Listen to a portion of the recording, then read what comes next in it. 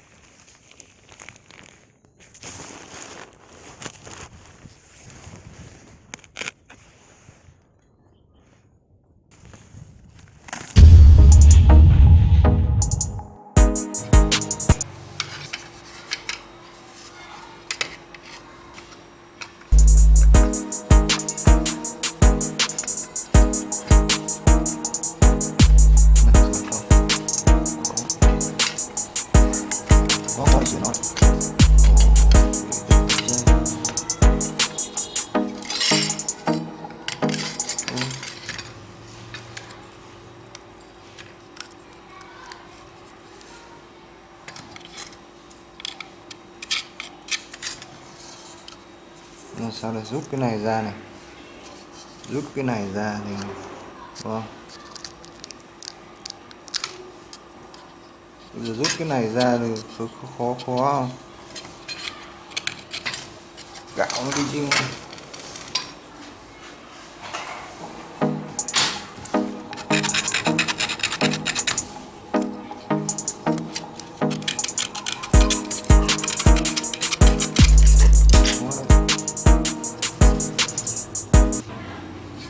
Nhưng mà tháo ở đây là quá khó rồi.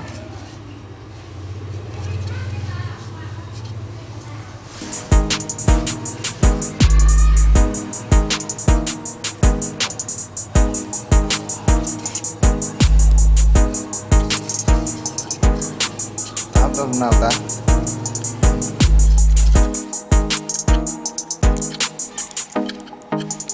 Tháo sao đây?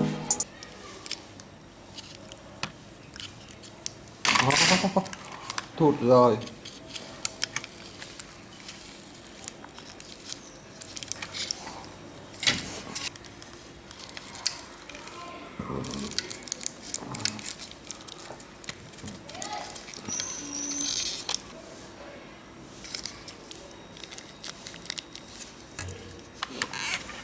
Ở đây không có chỗ nào nhỉ?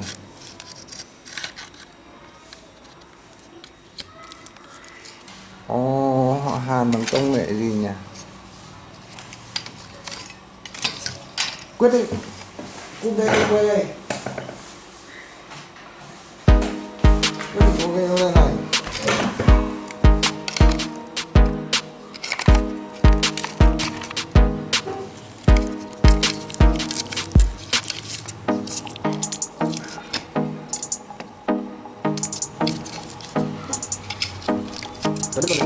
Cái này mình đúng rồi.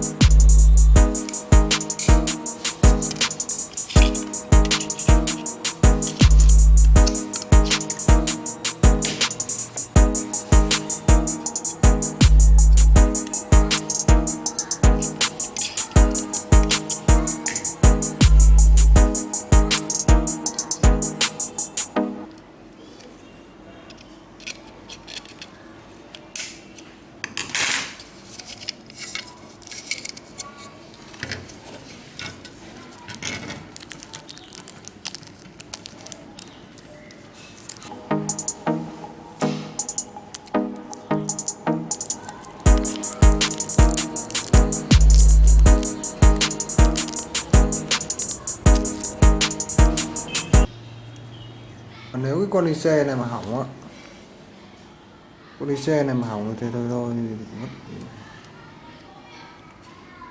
Nhưng mà làm gì mà nó hỏng đó. Hiếm khi nó hỏng. Con này con này gì đây, chú đi ôn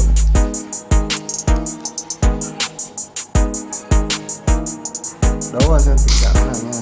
Đây là da này, vào ra đấu thôi.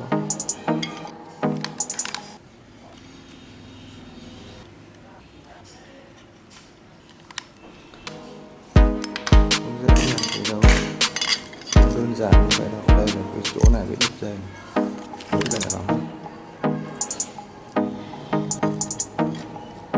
Cái màu đỏ này dương,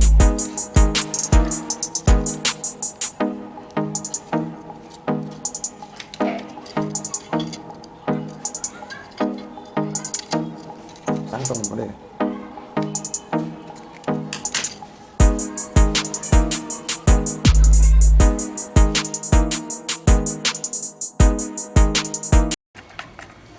không sáng rồi các bạn ạ.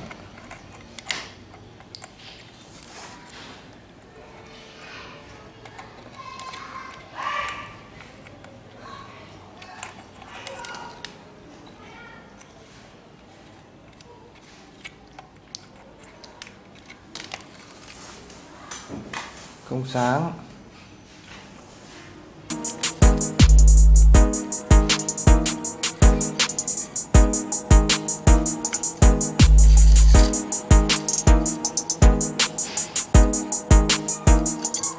Bọc lại cho an toàn. Rồi. Rồi.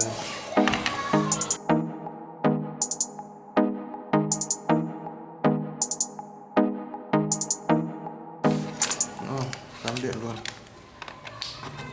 không có gì cả. Lấy một cái dây này, cái này là nó bọc dính hết, đúng không? Bây giờ mình sẽ dí vào đây và mình sẽ thử này, sẽ thử với cái này á, là nó bọc còn dính hết.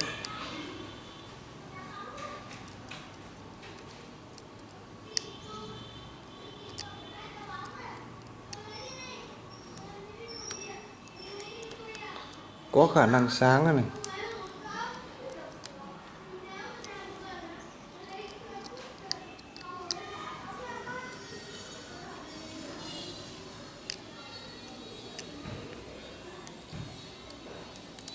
Ui, gần cháy mắt,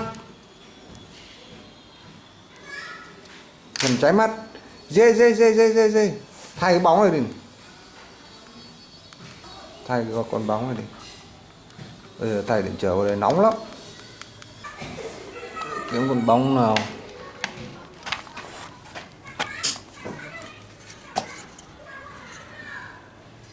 Kiếm một con bóng, mình sẽ kiếm một con bóng. Con này thì sao ta? Bây giờ cái đồ lít nhít của nó hàn rất là khó khăn luôn, phải không?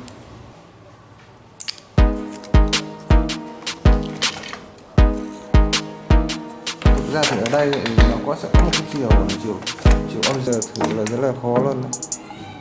Đây, thì hầu như là cái dương nằm phía ngoài, dương nằm phía ngoài. Thì đây là dương này, dương nó sẽ nằm phía ngoài đây và âm sẽ nằm phía trong đây. Bây giờ mình sẽ khai và nó sẽ ăn đấy, và đây là như vậy, nó sẽ không kém gì.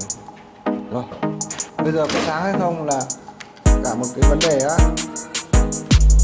Mình sẽ thử cho các bạn thấy.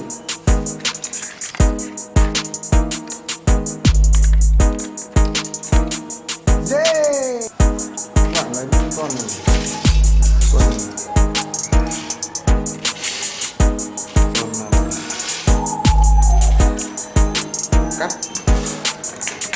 cắt lên đây thôi,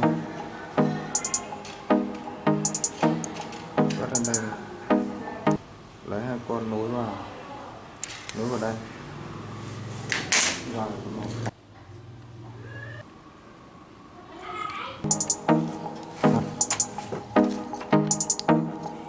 đây, bạn nhìn thấy không? Đây, các bạn lấy là lấy cái này, đúng bóng của nó thì là an toàn vô tư, con này là ok luôn.